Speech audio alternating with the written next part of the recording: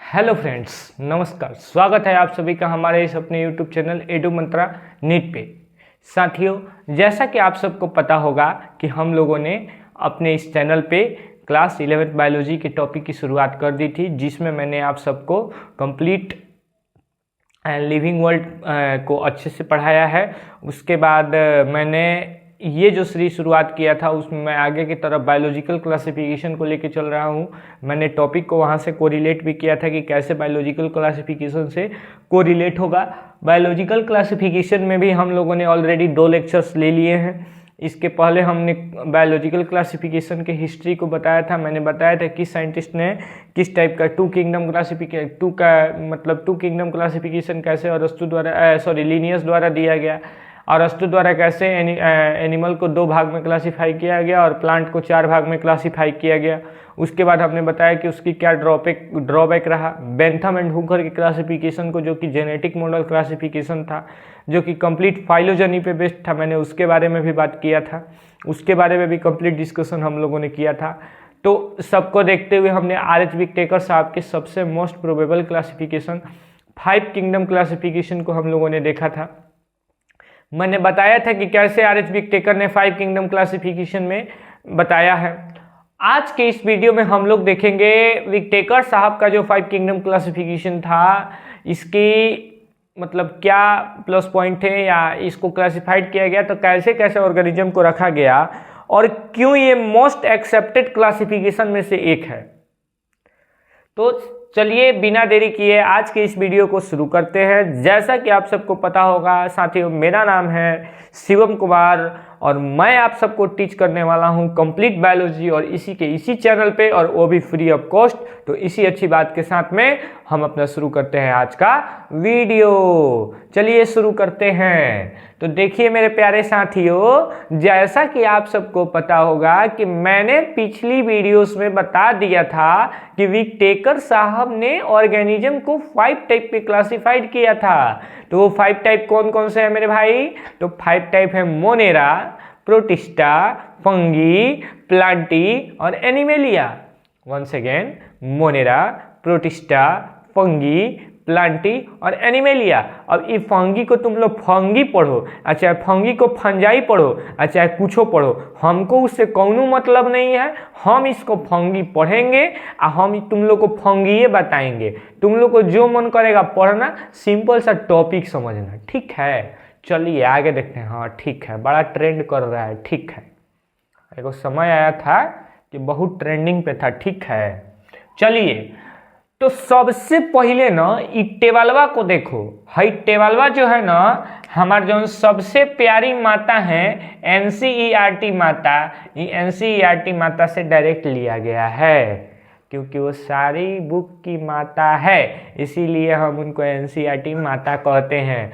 तो एनसीईआरटी माता से इस बुक को लिया गया है, एनसीईआरटी माता से इस टेबल को लिया गया है, इसीलिए इस टेबल को ध्यान में रखना है। वैसे देखो, एक बात समझ लो, ये टेबल कंप्लीट हम पढ़ाने वाले हैं। ये टेबल कंप्लीट पढ़ाने इन द सेंस कि सबके बारे में हम चर्चा करने वाले हैं, ठीक है।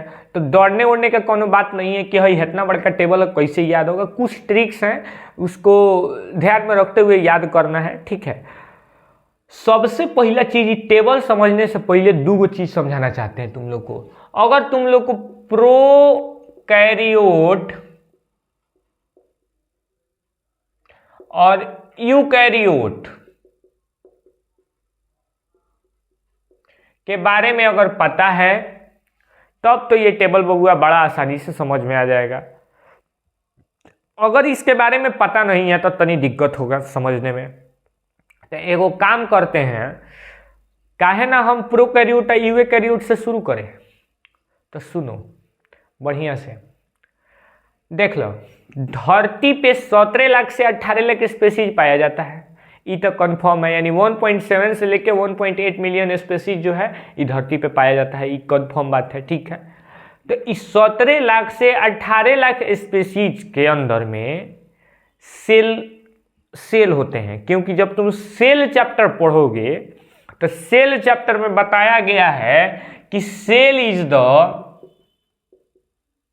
फंडामेंटल, यानी हट जाने दो, फंडामेंटल यूनिट ऑफ लाइफ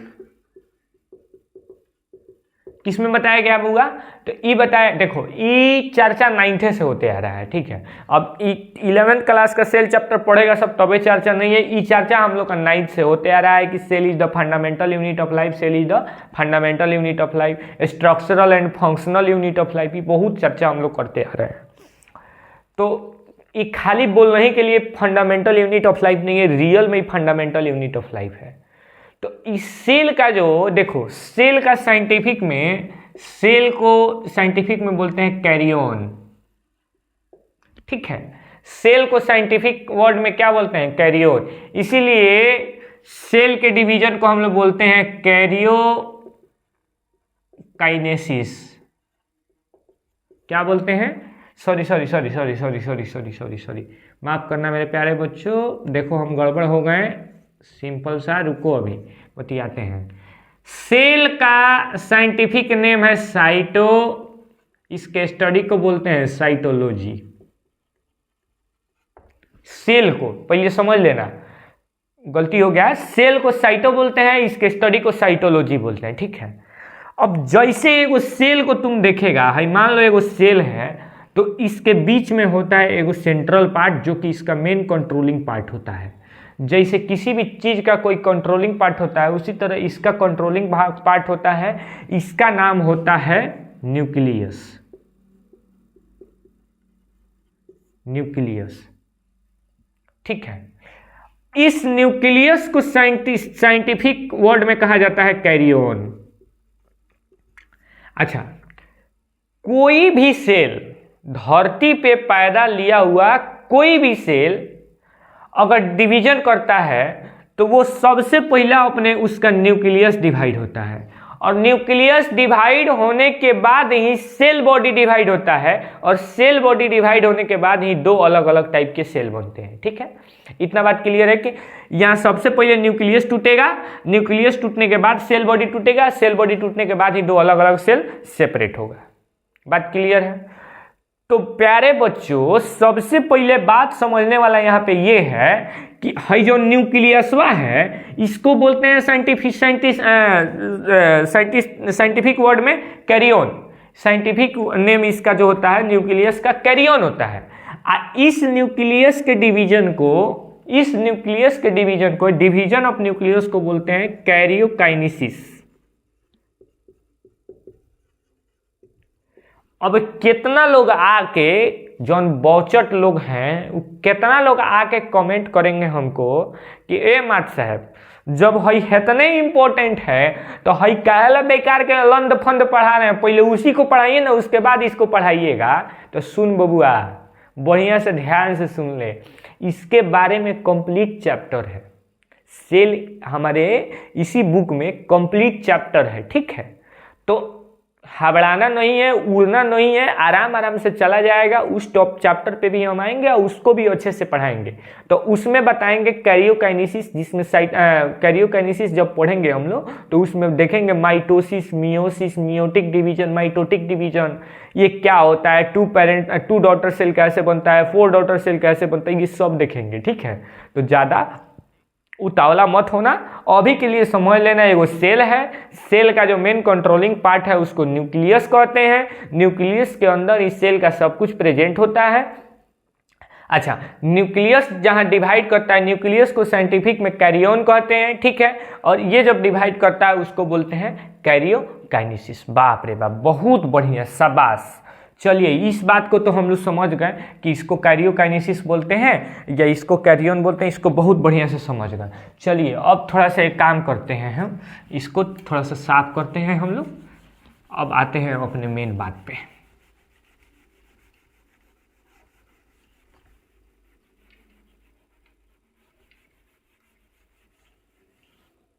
अब आते हैं पते की बात पे, मुद्दे की बात पे आते हैं। अब मुद्दे की बात क्या है?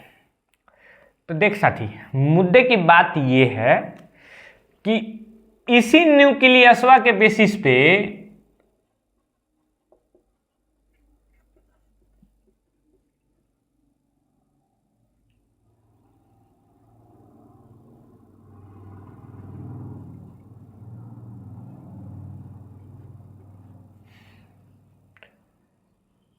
ऑर्गेनिज्म के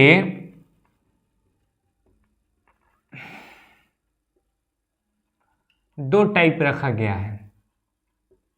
पहला रखा गया है प्रोकैरियोटिक।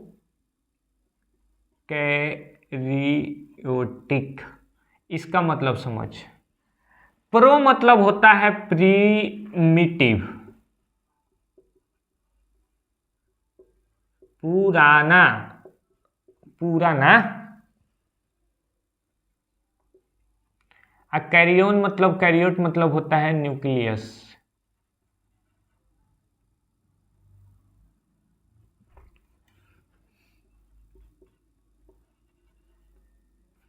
ठीक, प्रो मतलब होता है प्रिमिटिव, न्यूक्लियर, कैरियोट मतलब होता है न्यूक्लियस। अब इसका मतलब क्या होता है भाई साहब?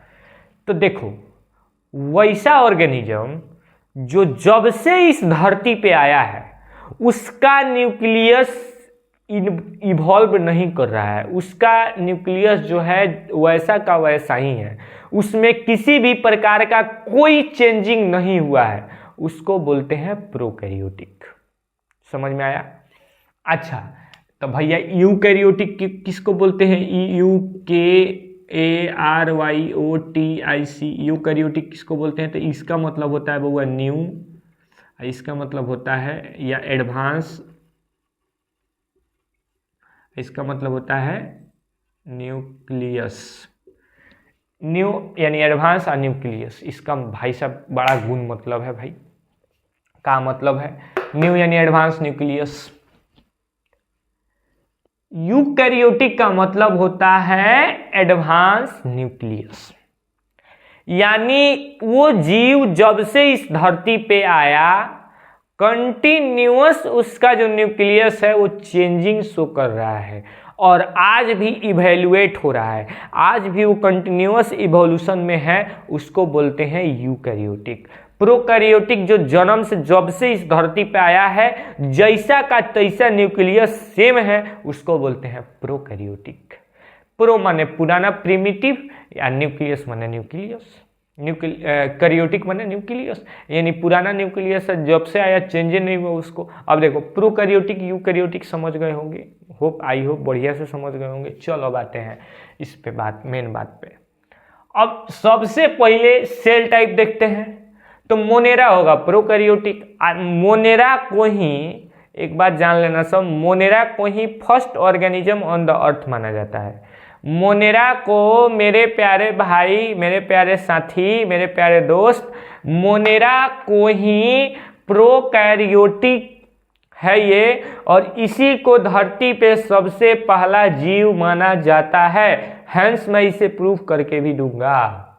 सबसे पहला लाइफ, सबसे पहला लाइफ मोनेरा के अंदर ही खोजा गया था, वो था यू बैक्टीरिया। मैं भी पढ़ाऊंगा, उसको भी मैं पढ़ाने वाला हूं। दूसरा है प्रोटिस्टा। प्रोटिस्टा, ये प्रोटिस्टा जो है ये यूकैरियोटिक में आता है। प्रोटिस्टा जो है ये यूकैरियोट में आता है।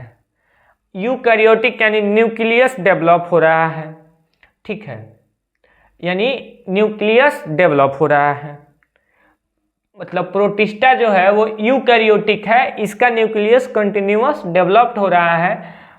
अच्छा, फंजाई, फंजाई भी यूकैरियोटिक है, इसका भी कुछ में न्यूक्लियस का डेवलपमेंट्स देखा गया है, फंजाई। अच्छा, प्लांटी, प्लांट देखो भाई, प्लांट तो सिंपल सा हमको देख रहे हैं, प्लांट और एनिमल दोनों के दोनों जो हैं वो अभी के समय में डेली इवोल्यूशन पे बेसिस है। हमेशा हम लोग का इवोल्यूशन खोजा जा रहा है कि हम एंसिस्टरल खोजा जाता है कि हम लोग पहले क्या थे फिर क्या हुए। प्लांट के केस में भी वही सही है, कुछ सब्स, कुछ पहले तक कुछ सब्स कुछ ऐसे रहे होंगे, फिर उसके बाद कुछ दूसरे टाइप के सब्स हुए होंगे, फिर उसके बाद कुछ दूसरे टाइप के हुए होंगे, इस टाइप से हुआ होगा। अच्छा, एनिमेलिया में क्या है भाई, हम लोग भी निरंतर विकास कर रहे हैं, इसमें कोई शक की बात नहीं है, ठीक है। तो हम लोग का सबका एक मोनेरा ही प्रोकैरियोटिक होगा। हाँ, मेन बात, हमारे बहिनिया सब कौन क्लासिफिकेशन में है? सब हमारे बहिनिया कौन क्लासिफिकेशन में है सब? तो ये बड़ा दुविधा का बात है। हम लोग तो एनिमेलिया में आते हैं, यूकैरियोटिक में आते हैं, हम लोग का सब निरंतर, हम लोग का दिमाग से लेके सब कुछ डेवलप्ड हो रहा है। लेकिन हमारे बहनिया सब कौन क्लासिफिकेशन में है, हमको ये नहीं समझ में आया। हम मतलब तनी मनी रिसर्च किए तो पता चला कि उस सब का तो माने बाकी बॉडी का सेल है, यानी इस पे से गर्दन से नीचे का जो बॉडी का सेल है, जैसे पैर का हो गया, हाथ का हो गया, उसके बाद ये पेल्विक बॉडी का हो गया, माने गर्दन से नीचे का जो पार्ट है ना, ये उस सब का यूकैरियोटिक है, यानी डेवलप कर रहा है, इवॉल्व कर रहा है। लेकिन गर्दन से ऊपर का जो दिमागवा है ना, ये प्रोकैरियोट है। ये जन्मजात जो मिला है ना वैसे ही है, वो डेवलप नहीं करता है। डेवलप करता रहता तो तनी मनी बुद्धि नहीं रहता है, बुद्धि नहीं होता है। तो उस सब का माने उस सब का क्लासिफिकेशन, यानी पापा के परी लोग का क्लासिफिकेशन जो है ना, वो प्रोकैरियोटिक में रखा गया है। हम प्रोकैरियोटिक में रखेंगे, बाकी आप लोग की इच्छा, आप लोग कमेंट करके बताइएगा कि किस में रखा जाए, आप लोग सोच लीजिएगा। अच्छा, सेल वाल के बारे में बात करते हैं कि तनी इसका सेल वाल कैसा होता है। देख भाई, सेल वाल किसको बोलते हैं, तो सोच लो कि धरती पे, सुन लो, अगर कोई सेल है उस सेल को खतरा होगा, धरती पे कोई ऑर्गेनिज्म है उसको खतरा होगा, तो सेल को भी अपने खतरा से बचने के लिए सेल अपने बाहर के साइड में, जैसे सेल है न्यूक्लियस है, तो अपने साइड में एक प्रोटेक्टिव कवरिंग मेम्ब्रेन रखे या वाल रखे, उसी को तुम सेल वाल कह लो या मेम्ब्रेन कह लो, ठीक है। प्रोटेक्टिव कवरिंग के रूप में होता है सेल वाल, होता है, ठीक है, सेल वाल होता है। तो सेल वाल जो सबसे पहले मोनेरा में होगा ना, मोनेरा में नॉन सेल्यूलोजिक होगा। नॉन सेल्यूलोजिक, ये पेप्टिडोग्लाइकेन का बना होगा, ये म्यूरिन का बना होगा, ये पॉलीसेकेराइड का बना होगा, ये अमीनो एसिड का बना होगा। पॉलीसेकेराइड शायद नहीं होता है, अमीनो एसिड होता है। पॉलीसेकेराइड होता है नहीं होता है, अमीनो एसिड होता है, म्यूरिन होता है, पेप्टिडोग्लाइकेन होता है। अभी तक 3 ही नाम हम कंफर्म है, बाकी के बारे में मैं चर्चा कर दूंगा। सर लिखे ना, है यहाँ पे लिखवे किए हैं, है म्यूरिन होता है, पॉलीसेकेराइड होता है, म्यूरिन होता है, पेप्टिडोग्लाइकेन होता है, पॉलीसेकेराइड होता है, अमीनो एसिड होता है, ये 4 को होता है। अच्छा, इसमें सेल्यूलोज नहीं होता। अभी सेल्यूलोज क्या होता है, तो देखो भाई, सेल्यूलोज जो होता है सबसे एबंडेंट प्रोटीन है, यानी एबंडेंट मतलब आसानी से पाया जाने वाला प्रोटीन है सेल्यूलोज प्रोटीन। इसका डाइजेशन प्लांट रूमिनेंट एनिमल करते हैं सेल्यूलोज का डाइजेशन, लेकिन सेल्यूलोज काफ़ी स्टेबल एलिमेंट है, इसीलिए सेल्यूलोज का मतलब, लेकिन इसका जो सेल वाल होगा सेल्यूलोज का नहीं बनेगा। प्रोटिस्टा का देखो, प्रोटिस्टा में कुछ जो है वो सेल्यूलोज के बने होंगे, कुछ कवाल जो सेल्यूलोज का बना होगा, बाकी कवाल म्यूरिन का बना होता है। कुछ जो होते हैं सेल्यूलोजिक होंगे, लेकिन अधिकतर जो म्यूरिनस होते हैं म्यूरिन का बना होता है। चलो अच्छा, फंजाई में क्या है, सेल वाल तो होता है, सेल वाल होता है, लेकिन इसमें जो होता है विदाउट सेल्यूलोजिक होता है। इसमें जो सेल वाल होता है वो पैक्टिन का होता है, पेप्टिडोग्लाइकेन या पैक्टिन का होता है। फंजाई में जो सेल वाल होता है वो पैक्टिन का होता है, विदाउट सेल्यूलोज होता है। अच्छा, प्लांटी में, तो भाई प्लांट में तो भर भर के सेल्यूलोज होता है। प्लांट के हर एक सेल के अंदर में, हर एक सेल के पास में सेल्यूलोज होता है, उसका वाल जो है सेल्यूलोज का बना होता है। और सेल वाल प्लांट में डेवलप्ड पाया जाता है। इतना बात याद रखना कि प्लांट के अंदर में सेल वाल डेवलप्ड पाया जाता है, ठीक है। यूकैरियोटिक, यूकैरियोटिक में प्यारे बच्चों, यूकैरियोटिक में हम लोग आते हैं एनिमेलिया की। एनिमेलिया की यूकैरियोटिक की बात करें, सब तो यूकैरियोटिक है, लेकिन एनिमेलिया में यूकैरियोटिक में सेल्यूलोज अपसेट होता है। हमारे अंदर सेल्यूलोज न, सेल्यूलोज का हमारे अंदर सेले वाल अपसेट होता है, सेल मेम्ब्रेन होता है हमारे अंदर, सेल वाल नहीं होता है। हमारे अंदर मेम्ब्रेनस स्ट्रक्चर होता है, हमारे अंदर सेल वाल नहीं पाया जाता है, सेल मेम्ब्रेन पाया जाता है, ठीक है। तो हमारा सेल मेम्ब्रेन जो है ना, वो सेमी परमिएबल मेम्ब्रेन होता है, वो किसी न किसी प्रोटीनिसिस स्ट्रक्चर से बना होता है। सेल्यूलोज का उसमें कोई रोल नहीं होता है, इतना समझ लेना। हमारे अंदर सेल्यूलोज होता ही नहीं, सेल्यूलोज नहीं होता, हमारे अंदर के सेल जो है उसके अंदर में सेल्यूलोज नहीं होता है। हमारे अंदर के सेल का जो सेल वाल नहीं होता है, हमारे अंदर सेल मेम्ब्रेन होता है, और मेम्ब्रेन जो होता है प्रोटीनिसिस स्ट्रक्चर से मिलकर बना होता है। उम्मीद करता हूं कि सेल वाल आप सबको कन्फर्म होगा। तो 2 टॉपिक आप लोग का कन्फर्म है। अगला है न्यूक्लियर मेम्ब्रेन। न्यूक्लियर मेम्ब्रेन क्या है? न्यूक्लियर मेम्ब्रेन सबसे पहले समझ लो, हाई देखो, हाई सेल बनाए थे, हाई सेल वाल बनाए थे, इसको बोल दो सेल वाल, इसको बोल दो सेल मेम्ब्रेन। अच्छा, इसके बाहर भी एगो मेम्ब्रेन होता है, जो न्यूक्लियस को कवरिंग देगा, इसके बाहर में भी एक मेम्ब्रेन होता है जिसको बोलते हैं न्यूक्लियर मेम्ब्रेन। क्या बोलते हैं? NuClear, न्यूक्लियर मेम्ब्रेन, जो कि किसको कवरिंग देता है? न्यूक्लियस को कवरिंग देता है। किसको कवरिंग देता है? न्यूक्लियस को कवरिंग देता है। तो ससुरा सबसे पहले दिमाग लगाना साहब, तनी मनी दिमागों से काम किया करो साहब, कि जय मोनेरा है तो मोनेरा के अंदर में अगर मोनेरा अगर प्रोकैरियोट है, यानी उसमें primitive type of nucleus cell है, उसके अंदर न्यूक्लियस वेल डेवलप्ड नहीं है, तो भाई साहब उसके अंदर कहाँ से न्यूक्लियस पर मेम्ब्रेन चढ़ जाएगा? कहाँ से चढ़ जाएगा? तो सीधे सीधे इसमें एब्सेंट होता है, यानी जिसका न्यूक्लियस डेवलप्ड नहीं होगा उसके पास न्यूक्लियर मेम्ब्रेन नहीं होगा, जिसका न्यूक्लियस डेवलप्ड होगा उसके पास न्यूक्लियर मेम्ब्रेन होगा। ध्यान में रखना सब बात, जिसके पास न्यूक्लियर मेम्ब्रेन होगा, सुनो, जिसके पास न्यूक्लियर मेम्ब्रेन होगा यानी उसका न्यूक्लियस डेवलप्ड है, जिसके सेल के पास न्यूक्लियर मेम्ब्रेन नहीं होगा यानी वो प्रिमिटिव टाइप ऑफ न्यूक्लियस है, यानी वो प्रोकैरियोटिक है। तो इसमें नहीं होता है। अच्छा, प्रोटिस्टा में होता है, फंजाई में भी होता है, प्लांटी में होता है, एनिमेलिया भी होता है। चलिए, बहुत बढ़िया। अब बात करते हैं विद इन अ मिनट के अंदर में इस सब के बॉडी ऑर्गेनाइजेशन के बारे में, यानी बॉडी की कॉम्प्लेक्सिटी कैसी है, जिसको थैलस ऑर्गेनाइजेशन भी आप लोग बोल सकते हो। ये बना, इस सब का बॉडी बना कैसे है? तो प्यारे बच्चों, इस सब का जो बॉडी जो है ना, जैसे बात करें मोनेरा की, तो मोनेरा में सब के 100% जो स्पेसीज मोनेरा में रखे गए हैं, 100 के 100% स्पेसीज यूनिसेलुलर है। यूनिसेलुलर और मल्टी सेलुलर का मतलब तुम लोग को समझाने की जरूरत नहीं है। मल्टी माने बहुत और सेलुलर माने सेल, मल्टी माने बहुत और सेलुलर माने सेल, यानी जिसके पास ग्रुप ऑफ सेल है अलग अलग फंक्शन करने के लिए, उसको मल्टी सेलुलर कहते हैं।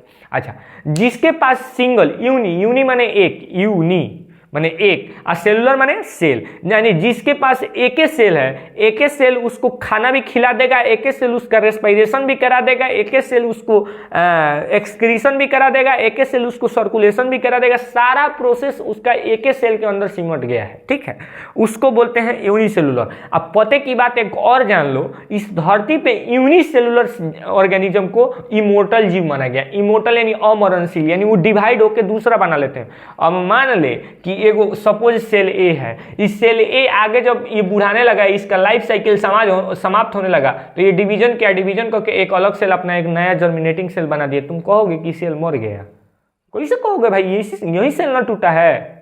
तो इसीलिए इसको धरती का अमरणशील जीव कहा गया है, इमोर्टल जीव कहा गया है, ठीक है। ये मोनेरा में तो ये सेलुलर लिखे हैं, इसका मतलब यूनिसेलुलर।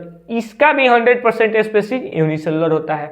अच्छा, ये जो होता है ये मल्टी सेलुलर, इसके अंदर मल्टी सेलुलर सेल पाए जाते हैं, यानी एक से अधिक प्रकार के सेल पाए जाते हैं। लेकिन इसके जो सेल बने होते हैं, सेल जो मिल के क्या बनाते हैं, या ये बोल सकते हैं कि इसका बॉडी स्ट्रक्चर किससे बना होता है? Loose connective tissue, LCT, loose connective tissue से मिलकर इसका बॉडी बना होता है। किससे? लूज कनेक्टिव टिश्यू से मिलकर जो है फंगी का बॉडी बना होता है। चलिए, अब आते हैं प्लांटी में। तो प्लांट के अंदर ग्रुप ऑफ टिश्यू है, तुम लोग सुना होगा, जाइलम है, फ्लोएम है, वेसल्स बंडल है, प्लांट के अंदर स्टोमाटा है, गार्ड सेल, बहुत सारे चीज है। तो वो टिश्यू लेवल पे बात करते हैं उसके, तो वो टिश्यू लेवल के होते हैं, ठीक है। टिश्यू हमारे अंदर एनिमेलिया के अंदर, तो देखो एनिमेलिया के अंदर में भी इनवर्टिब्रेट है, वर्टिब्रेट है, ठीक है। तो वर्टिब्रल कॉलम जिसमें प्रेजेंट है उसमें वर्टिब्रेट है, और उसको वर्टिब्रेट कहते हैं। जिसमें वर्टिब्रल कॉलम प्रेजेंट नहीं है उसको इनवर्टिब्रेट कहते हैं। अच्छा, अगर वर्टिब्रेट को भी क्लासीफाई करते हैं तो ये भी वर्टिब्रेट टूटता है दो पार्ट में, एक होता है नॉन कॉर्डेट और दूसरा होता है कॉर्डेट। नॉन कॉर्डेट जिसमें नोटोकॉर्ड प्रेजेंट होता है नहीं होता है उसको नॉन कॉर्डेट, और जिसमें नोटोकॉर्ड प्रेजेंट होता है उसको कॉर्डेट, ठीक है। ये क्लासिफिकेशन होता है एनिमेलिया का। तो इसमें जब तुम जाएगा, इसमें भी जब एनिमल किंगडम जब पढ़ोगे ना, तो एनिमल किंगडम में पढ़ा जाता है porifera, ctenophora, platyhelminthes, porifera, ctenophora, coelenterata, platyhelminthes, aschelminthes, annelida, arthropoda, mollusca, echinodermata, hemichordata, chordata, cephalochordata, ये सब पढ़ा जाता है। तो तुम लोग देखोगे एस्केहेलमिन्थीज से डाइजेस्टिव सिस्टम शुरू होता है। एस्केहेलमिन्थीज के पास से हमारा जो है डाइजेस्टिव सिस्टम शुरू होता है, यानी सिस्टम अपडेशन शुरू होता है। इसीलिए मैंने इसमें लिखा होगा टिश्यू। टिश्यू भी ऑर्गन सिस्टम और टिश्यू भी लिखा है, यानी कुछ के अंदर में टिश्यू का स्ट्रक्चर वाला होता है, कुछ के अंदर में टिश्यू अरेंजमेंट होता है और कुछ के अंदर में ऑर्गन सिस्टम डेवलप होते हैं। जैसे हमारे अंदर में ऑर्गन सिस्टम डेवलप्ड है, हम लोग वर्टिब्रेट के मैमेलिया में आते हैं, तो हम लोग तो भाई डेवलप्ड है, मतलब सबसे हाईली कैरेक्टर है हम लोग का, तो हम लोग डेवलप्ड हैं।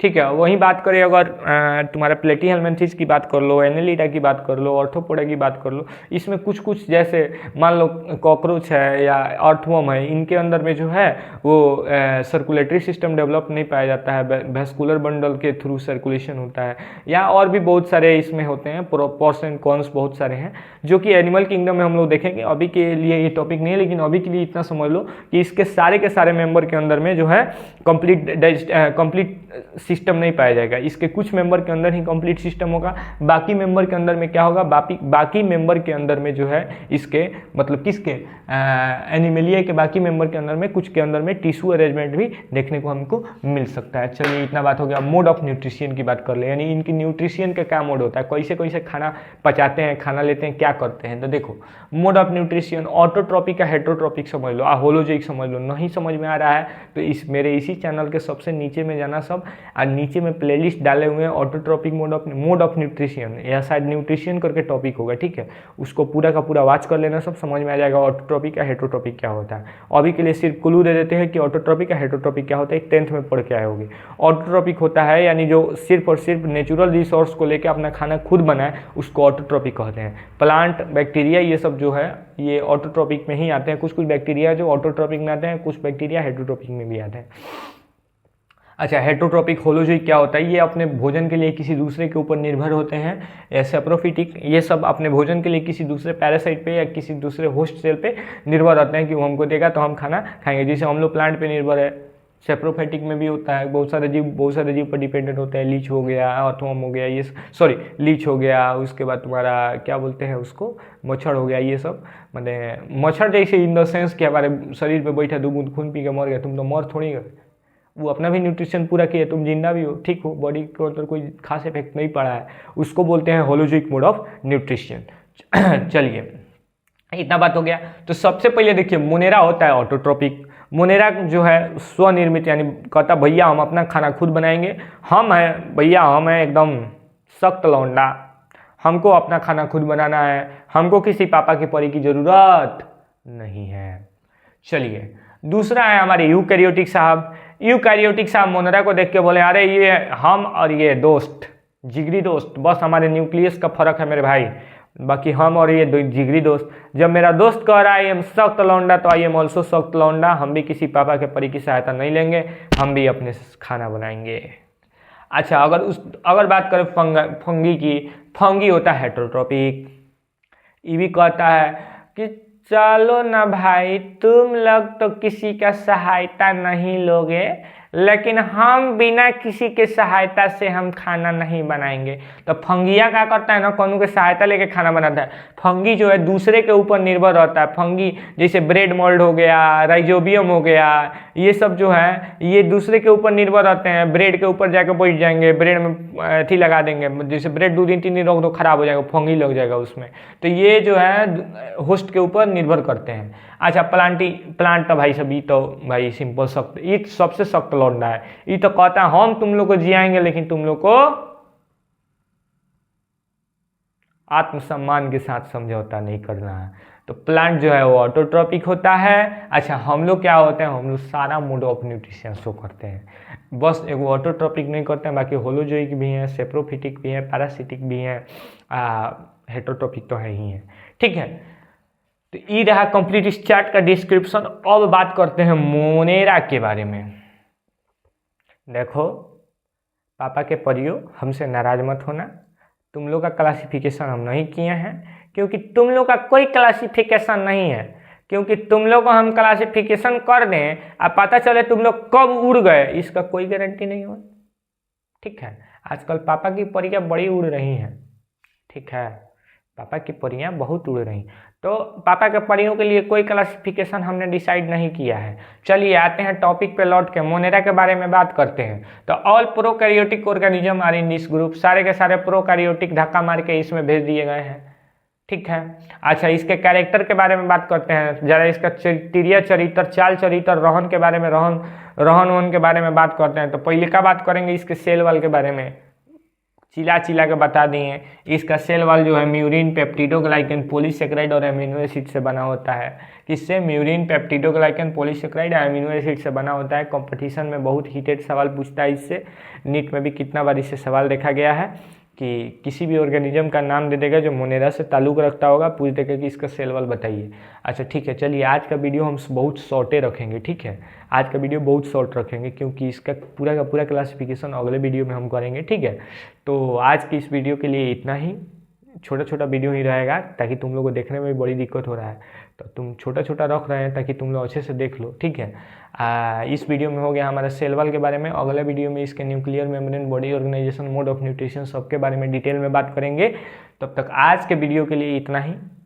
अंत करेंगे आज एक शायरी से यार, अंत करेंगे आज तुम लोग के लिए एक शायरी से अंत करते हैं।